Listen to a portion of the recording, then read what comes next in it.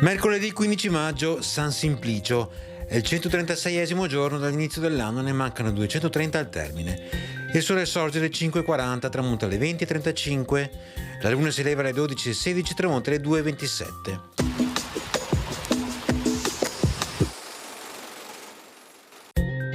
Nasce a Padova il letterato e filosofo Melchiorre Cesarotti. Di vasta e profonda cultura, insegnò letteratura greca ed ebraica nell'Università Patavina e fu autore di numerose opere raccolte in circa 40 volumi. La sua traduzione, in versi agili e sonori, dei canti sepolcrali del poeta gaelico Ossian rappresenta uno dei più importanti documenti del preromanticismo che influenzerà notevolmente l'Alfieri, il Monti e il Leopardi.